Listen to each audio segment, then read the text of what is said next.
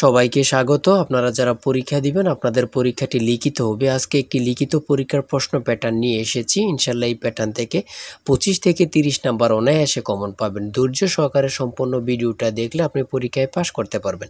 আমি দেখিয়ে দিব কোন কোন বিষয়ে কোন কোন টপিক থেকে প্রশ্ন আসে। লিখিত পরীক্ষায় অনেকেই ভয় পায়, এখানে ভয় পাওয়ার কোনো কারণ নেই। যদি আপনি পরীক্ষার বিষয়বস্তু কোন কোন টপিক কোন কোন বিষয় থেকে প্রশ্ন আসবে সেটা যদি বুঝতে পারেন, পরীক্ষায় পাস করা আপনার জন্য একদম ইজি। ঠিক আছে, আজকে সম্পূর্ণ প্রসেসটা আমি দেখিয়ে দিব।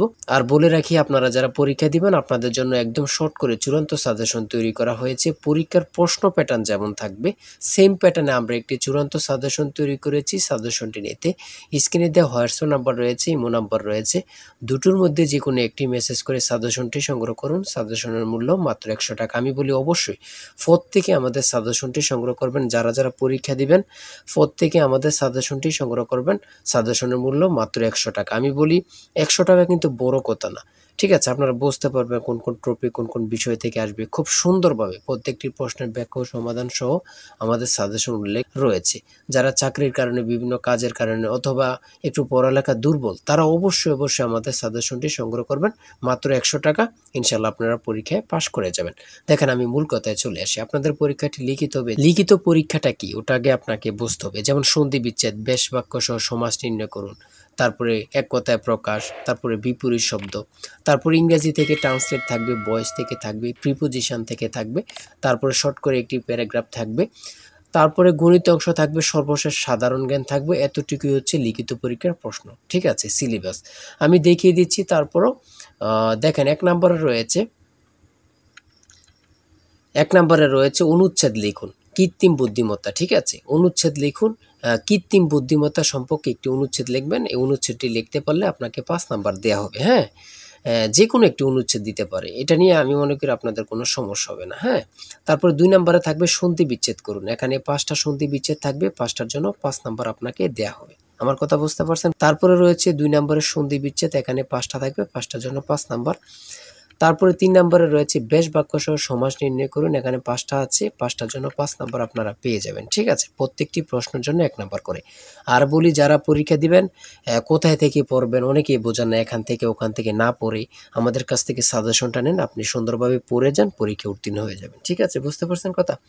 তারপরে 4 নম্বরে রয়েছে এক কথায় প্রকাশ করুন। এখানে 4টা দিয়েছে, 4টার জন্য 4 নাম্বার আপনাকে দেওয়া হবে। এখানে 5টা দিলে 5টার জন্য 5 নাম্বার আপনাকে দেওয়া হবে। ঠিক আছে, তারপরে রয়েছে অর্থসহ বাক্য রচনা করুন। এখানে 5টা রয়েছে, 5টার জন্য 5 নাম্বার আপনাকে দেওয়া হবে।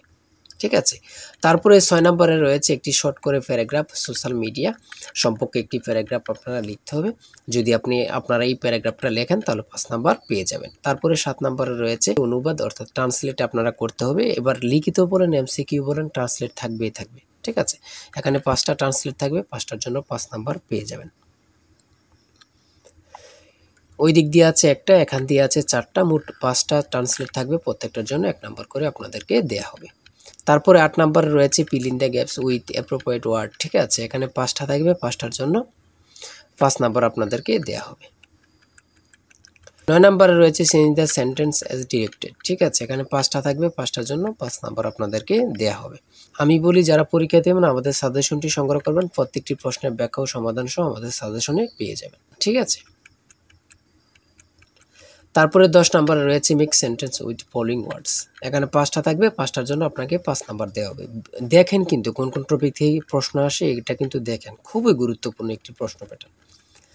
তারপরে 11 নম্বরে দিয়েছে পুনরূপ। পুনরূপ থেকে 3 থেকে 5টা প্রশ্ন অবশ্যই থাকবে। ঠিক আছে, যেমন এখানে রয়েছে BLRI এর পুনরূপ কি, ECN EC এর পুনরূপ কি, IUCN এর পুনরূপ কি। এখানে 3টা দিয়েছে, 3টার জন্য 3 নাম্বার। ঠিক আছে, তারপরে যেটা রয়েছে বাংলাদেশ সংবিধানের অনুচ্ছেদ কয়টি? 153টি। খুবই গুরুত্বপূর্ণ। ঢাকা বিশ্ববিদ্যালয় কত সালে প্রতিষ্ঠিত হয়? 1921 সালে। খুবই গুরুত্বপূর্ণ। কত পরীক্ষা আসছে আল্লাহ ছাড়া কেউ জানে না। ঠিক আছে, কেন্দ্রীয় শহীদ মিনারের স্থপতি কি? হামিদুর রহমান। বাংলাদেশের সর্বোচ্চ পর্বত শৃঙ্গের নাম কি?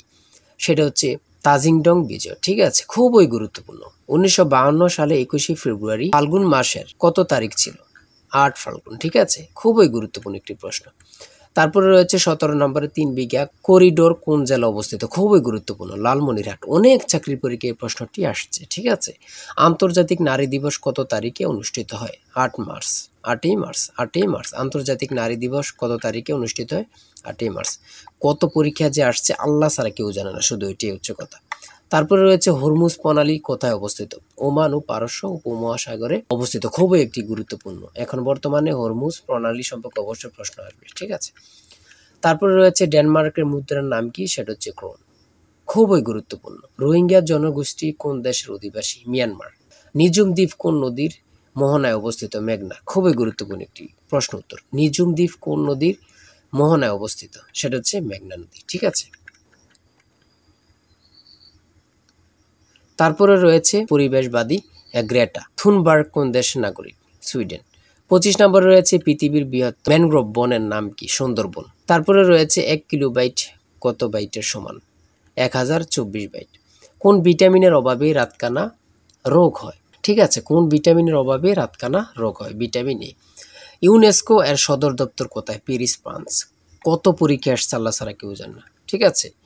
তারপরে রয়েছে গণিত। সর্বশেষ রয়েছে একটি বইয়ের মূল্য 100 টাকা বিক্রয়ের সুবিধার্থে বইটির মূল্য 10% হ্রাস করা হলো। 3 মাস পর বইটির নতুন মূল্যের উপর আরও 5% ছাড় দিয়ে বইটি বিক্রয় করা হলে বইটি কত টাকায় বিক্রয় হলো?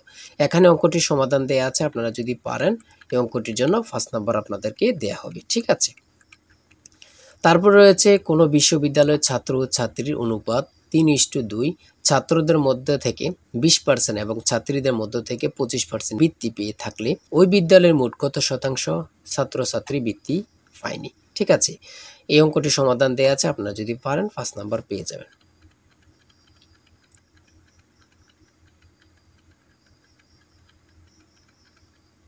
তারপরে রয়েছে 31 নম্বরে একটি গড়ের মেঝের দৈর্ঘ্য 4 মিটার এবং প্রস্থ 3.5 মিটার, গড়টির উচ্চতা 3 মিটার এবং দেয়ালগুলো 5.5 সেন্টিমিটার পুরু হলে 4 দেয়ালের আয়তন কত? এখানে চিত্রটা দিয়ে বুঝিয়েছে এবং কি অঙ্কটা সমাধান দেওয়া আছে, আপনারা দেখে নিলে বুঝতে পারবেন। তারপরে একটি উৎপাদক থেকে একটি প্রশ্ন রয়েছে, এখানে সমাধান দেওয়া আছে, আপনারা দেখে নিলে বুঝতে পারবেন। এই অঙ্কের উত্তরটি পারলে আপনাদেরকে 5 নাম্বার দেওয়া হবে। আমার কথা বুঝতে পেরেছেন? তারপরে মান নির্ণয়ের এখানে অঙ্কগুলো রয়েছে। হ্যাঁ, এতটুকু আজকের প্রশ্ন উত্তর। আপনারা যারা পরীক্ষা দিবেন অবশ্যই এই নাম্বার হোয়াটসঅ্যাপ ইমো আছে, হোয়াটসঅ্যাপ অথবা ইমোতে এই নাম্বারে মেসেজ করে সাজেশনটি সংগ্রহ করেন। সাজেশনের মূল্য 100 টাকা। আর অবশ্যই হ্যাঁ, প্রত্যেকে আমাদের চ্যানেলটি সাবস্ক্রাইব ও পেজটি ফলো দিয়ে রাখলে আমরা নতুন ভিডিও আপলোড দেওয়ার সাথে সাথে চলে যাবে আপনার কাছে নোটিফিকেশন। আপনাদের পরীক্ষার প্রশ্ন সমাধান, আপনাদের রেজাল্ট, বিভিন্ন চাকরির খবর, সকল কিছু আমাদের চ্যানেলে পাবেন। তাই অবশ্যই চ্যানেলটি সাবস্ক্রাইব করে পাশে থাকলে আপনাদের চলবে, ঠিক আছে। যে কোনো মুহূর্তে যে কোনো সমস্যা আপনাদের কাছে নোটিফিকেশন চলে যাবে। সবাই ভালো থাকবেন, সুস্থ থাকবেন। আল্লাহ হাফেজ।